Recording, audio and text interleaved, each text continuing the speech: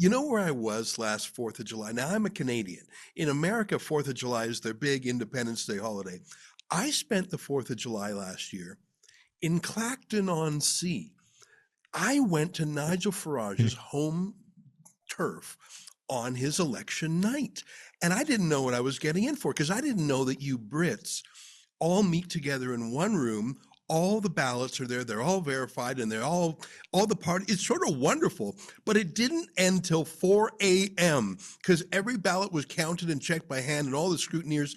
I loved every moment of it, but I was there for 8 hours.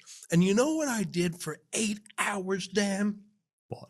I talked to everybody. Yes. Or more to the point, everybody talked to me. Yes. Everybody in Nigel Farage's team, because Tommy Robinson had just come back from Canada. And I don't know if you remember, Dan. Yes. When Tommy came to Canada to do a speaking tour, he was arrested in Canada and we had to get him out of jail. It was a whole thing. So that was fresh on the mind of some Brits. So when I was there in Clacton-on-Sea, all these Reform UK people recognized me and wanted to talk to me. I talked to dozens.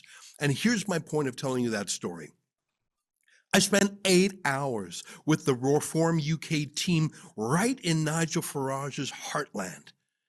Every single one of them was a Tommy aficionado. Wow. They were asking me about him. They were, and how did this happen? And is he okay? And they were following him so intensely. And then it was like at around 2 a.m. or whatever, when Nigel Farage pulled up in the big SUV and came out. Well, then all the local Reform officials who were chatting with me, they sort of did up their suit jacket a bit, and then they were, they weren't talking about Tommy anymore. They were hanging out with the big boss, Nigel.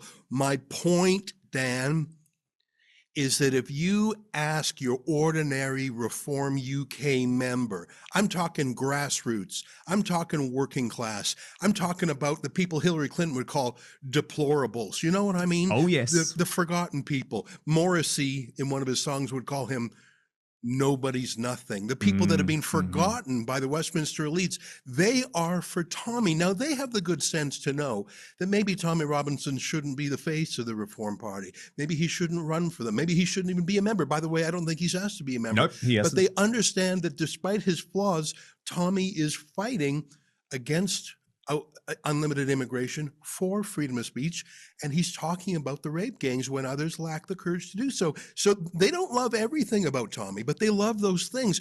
And I saw it with my own eyes in Nigel Farage's backyard. So when he disparages Tommy or has a civil war in his own party over Tommy, I can tell you, he's not just shooting at Tommy Robinson, he's shooting at every single one of the people I met that day in Clacton-on-Sea. Absolutely fascinating. Fascinating insight, actually, into why this row, I think, goes to the very heart and soul of what the Reform UK Party will be. Breaking right now, the Daily Mail has claimed that the secret row going on inside Reform UK is specifically over the party's position on Tommy Robinson. So let me take you through this article from the columnist Dan Hodges. No fan of Tommy Robinson or Reform UK, it has to be said. However, very, very well sourced on this matter. He writes, in truth, the Reform UK civil war is a proxy war, one in which Tommy Robinson's allies are attempting to leverage their presence on X while being egged on by its man-child owner to force Farage into adopting ever more extreme stances or force him out. Lowe is simply their useful idiot. Yet there is no prospect of them succeeding for the very simple reason that the voters won't allow it. Reform are currently leading the Tories and closely challenging Labour in the national polls, averaging around 23% of the vote. Their support has taken a hit as a result of Farage's unwise dalliance with Donald Trump, but disillusionment with the main two parties is still raw, and Reform remain on course to make major gains in the local elections. Those gains will mean nothing if the extremists attempting to dislodge or neuter Farage are successful. Britain knows the difference between those who reflect legitimate anger at the collapse of our borders and those who want to use that collapse to prosecute their divisive agenda.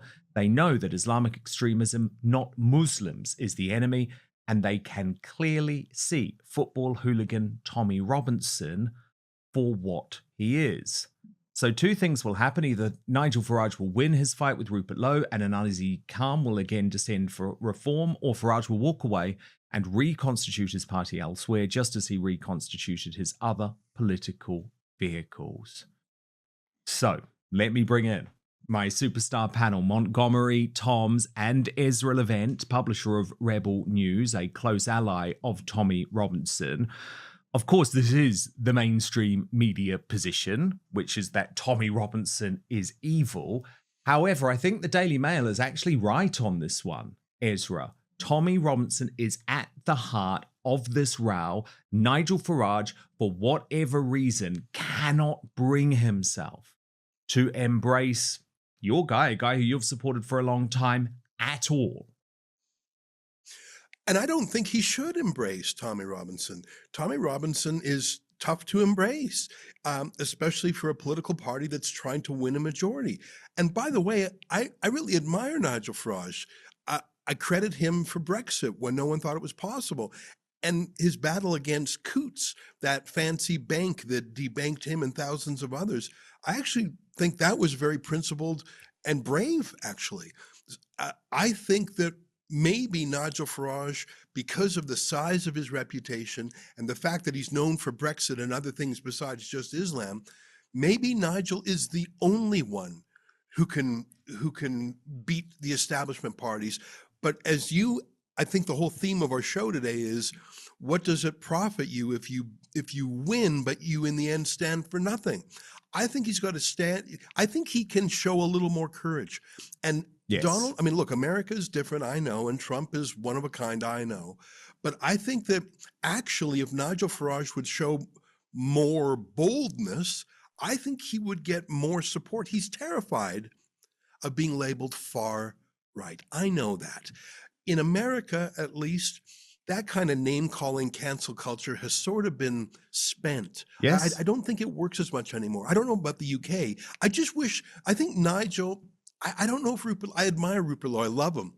I just don't know if he's got the name and the reputation and the horsepower and the connections, and he's not a household name like Nigel.